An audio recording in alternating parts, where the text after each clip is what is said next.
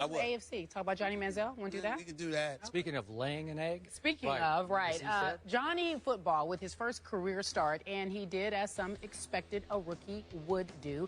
The stats were not pretty. Manziel became the first quarterback to get shut out in the first career start since Rusty Smith in 2010. Manziel was just 10 of 18 for 80 yards and 2 picks, while gaining only 13 yards on 5 carries. Manziel owns the loss. Let's listen. It's tough to come out there and lay an egg like that, and I put a lot of that on me. I don't sit here saying I'm not using the rookie excuse. I needed to play better. I felt coming into today that I was absolutely prepared for today. But for me, it's a first start, and you move on from here, and we're trying to build something moving forward to carry us into next year. Didn't play well. I mean, looked like a rookie, played like a rookie. And again, I know a lot of it was we didn't play well around him, but he made some obvious mistakes that typically a veteran quarterback won't make. And you can only simulate that so much in practice or in a preseason. Got to get out there and play, and that's the bad thing is the result. The worst thing would be not to learn from it. That we have to come out and push through it, and hopefully he'll be better next week. So Manziel becomes the 6th quarterback to get shut out in his first career start within the last 20 years. We talked about this on the show on Friday, Stephen A., about Manziel's performance and what you expected. Surprised by his performance on Sunday? Yes, I was. It was horrific. It was bad. He stunk up the joint, no question. But having said all of that, I'm still not putting all the blame on him. He was bad. There's no question about it. Those 2 interceptions were awful.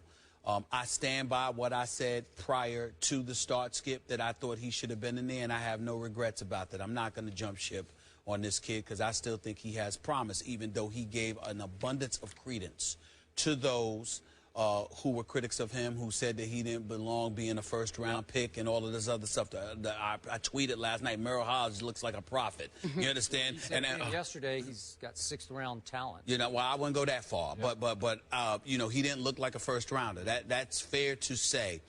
But how many people would when you got an offensive line that simply does not show up? When you have a defense that didn't show up. Cincinnati came out, first 4 plays they called were running plays. Jeremy Hill ended up rushing for 148 yards on the day, almost 100 yards in the first half. Cleveland had 107 for the game, okay? When you look at the fact that Cincinnati was able to run the ball down their throats, move the ball seemingly unimpeded in any way by Cleveland's defense, the question was, where was Johnny Manziel's help? It didn't show up on the defensive side of the ball. This is supposed to be a respectable defense. They did not show up. They got punked yesterday by the Cincinnati Bengals. Yeah. Offensively, the Josh Gordons of the world and others didn't seem to be able to get open, but I'm not going to put it all on them. Johnny Manziel didn't have much pocket presence. Obviously, he was himself in terms of taking chances. But the NFL game, this is a man's game. They're a lot faster than in college football. They give you a look, give you deception, and all of a sudden, here they come when you least expect it. That's what happened to him on both interceptions. That second interception is egregious as well because he completely forced it. We understand that. What I would say, Skip, that really, really alarmed me, and nobody said it better than Chris Carter did this morning on Mike and Mike, when Chris pointed out he looked small. When I was in Philadelphia last week, watching Seattle against the Eagles, and I went into that locker room afterwards. I don't know if anybody has taken a moment to take a look at Russell Wilson's legs. I mean, they're tree trunks. You understand what I'm saying? This is, I mean, he's just basically not tall, but he's a thick dude. Johnny Manziel, and he's never looked small while he's been in the NFL. Johnny Manziel looked small yesterday. The more hits that he was taking, and boy, were they putting some licks on him. They hit him at every opportunity just to welcome him to the NFL. He looked small, like he was shrinking, for crying out loud, because they were just putting heat on him. That's all I'm trying to say. He just looked small as the game waned, and I was alarmed by that. But in the end, as poor as he was, as awful as he was, I don't believe that in any way we can judge Johnny Manziel based on this performance, because he received no help whatsoever. To know that a rookie is coming into that game, you have got to position yourself to help him. Yep. You've got to elevate your game. And no one, I repeat, no one on Cleveland, not their running backs, not their receivers, not their offensive line, nobody helped him. Yeah. Nobody. Okay. And that's why I'm sitting there looking at it and saying, well, it was a bad performance, but I'm not going to judge him but so harshly.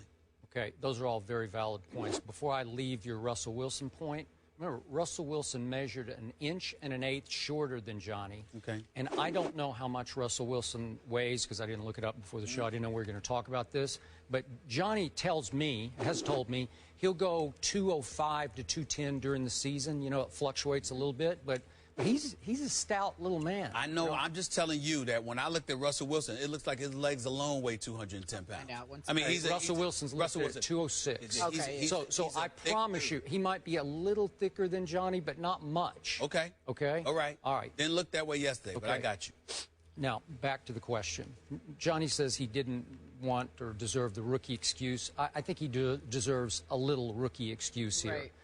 Because I told you for the last 2 weeks, it was really tough to throw him into this late season playoff drive, extremely difficult spot against a division rival that your team, without you, had humiliated on a Thursday night on the national stage about 5-6 weeks ago.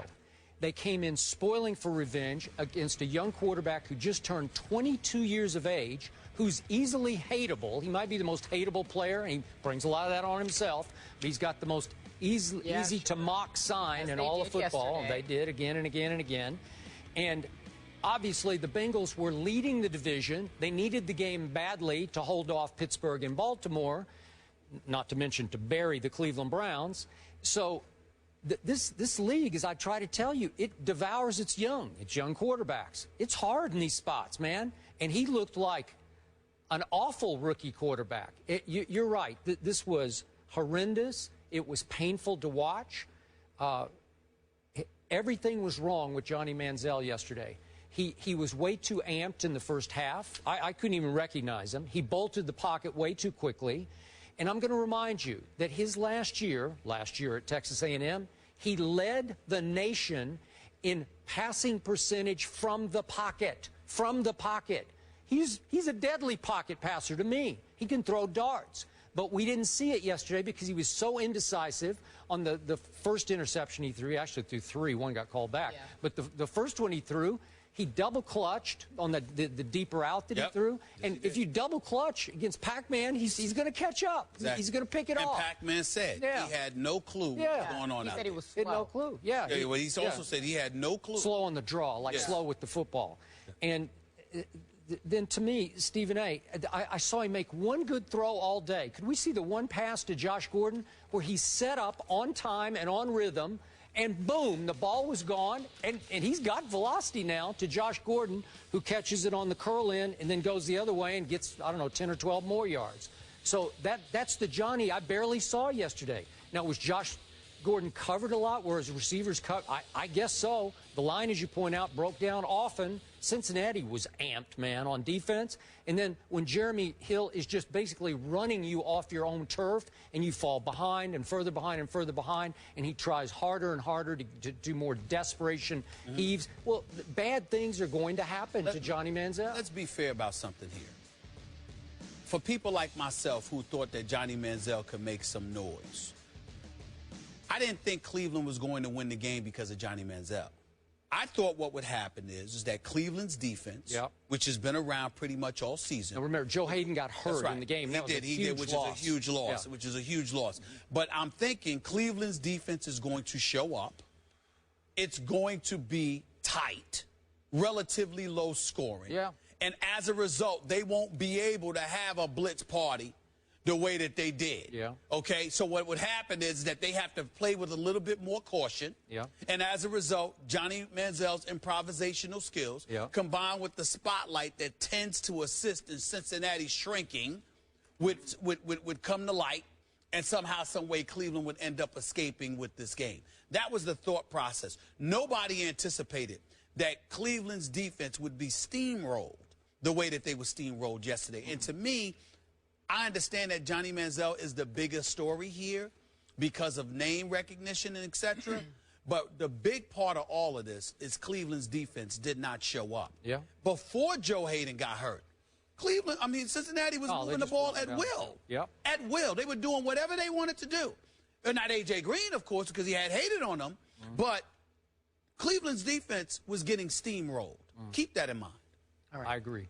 So Johnny Manziel gets to start at least for next week, and they play at Panthers. After the game, a few players said it was all about Johnny. The media made it all about Johnny this week. I think they felt disrespected that it went from a pick'em to them actually being favored. Cincinnati wants some respect, win a playoff game for the first time in a decade. Do that. Heck, just win the division. That's all you need to do. I'm not sure. I say win a playoff game. That's all they need to do.